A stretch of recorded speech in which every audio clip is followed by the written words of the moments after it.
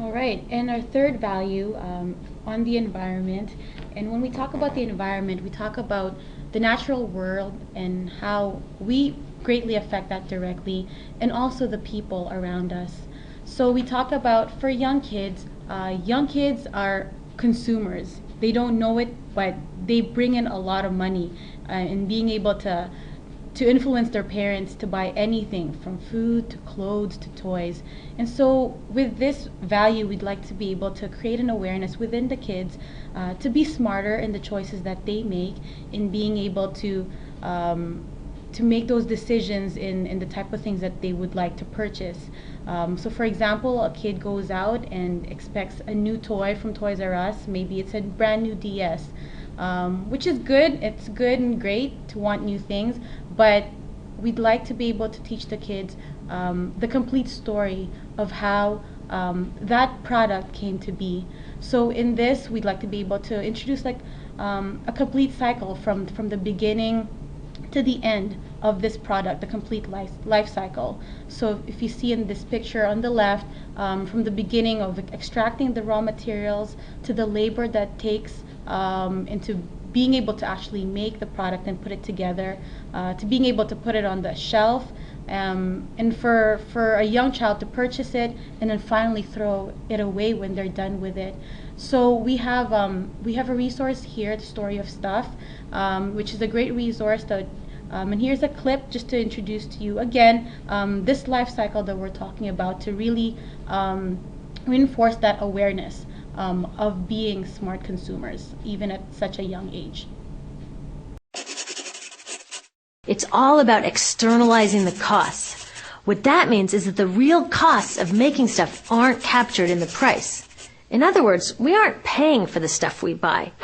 I was thinking about this the other day. I was walking to work and I wanted to listen to the news, so I popped into a Radio Shack to buy a radio. I found this cute little green radio for $4.99.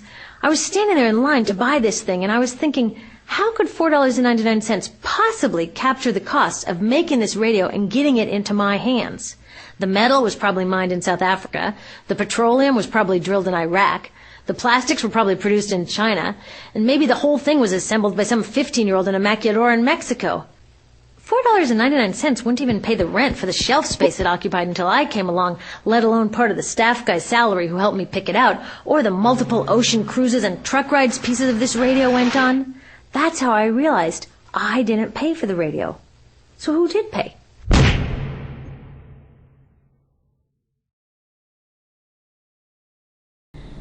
So and through this, what we're really doing is really being able to build up the kids, being able to be a lot more aware of their environment. And again, EnviroKids is something that we've introduced before in KFC, so that's something that we really would like to continue. So as young as they are, they're able to really push for being able to protect, preserve, and nurture the environment that surrounds them. We'll also be continuing with activities outdoors, which include tree planting, cleaning up parks, and again, activities that are great in being able to gather not just the kids but families together in doing this as a combined effort. And after learning all this again, we come out with being able to teach kids overall on how to be smart consumers. Amen. Alright, so when we talk about love for the poor, now this is more the action part. And why we say love for the poor is because we want to instill the kids the value of loving them. As small as they are, they can have great impact on the local and international scale, and that's where we really want to focus upon. We focus a lot on GK, which is great, but we really missed a lot of our local community. And so what do we want to do with it? And so this is where we want to focus. So we're going to partner up with local diocese social programs. For example, social justice, Catholic social services, St. Vincent de Paul Society, just to name a few. And we're really going to focus on three main areas there. One, the material poor, the homeless. And so we're going to go into soup kitchens. Now, you might be a little apprehensive there, but what we're trying to encourage is that for families to go into soup kitchens and to serve the poor together. And so when the KFC are assigned to go into the soup kitchens, obviously their parents have to be there to watch over them. And so what we have now is families serving the poor, which is one of our huge and main thrust. At the same time, we will also want to be able to help new immigrants and new immigrant families, to welcome them here in Canada with welcome and open arms, and to get the kids to reach out to them as well. And lastly, is for the socially poor, which are the seniors and the shut-ins. Kids bring a lot of excitement and a lot of joy during the Christmas holidays when they go to the nursing homes and sing and carol and do all these crazy things. And we want to be able to make that year round. We want them to encourage that, the only time that you actually go to nursing homes is when it's Christmas time. And so, okay, if you imagine one GA can be, the kids, they practice a small play, they practice some songs, they practice a skit or the dance, and then once they're done the practice, they immediately go to the closest nursing home where it's already prearranged, and they present it right then and there. And then we can have some time after the presentations to have some one-on-ones where they can actually get to know the residents, and the residents can get to know the KFC. And so what we do is we expose KFC, at the same time the local public get to know about us. And lastly, which is the international side of Loving for the Poor, which is GK, which we do very well at the same time already. So there's GK, which is, and also there's Kids Can. So we want to teach the kids how to be entrepreneurs, at the same time great and faithful stewards of their treasures, their time and their talent.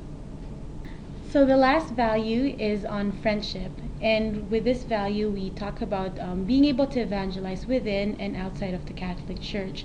And how we do this in KFC is being able to build up clubs within the parish level.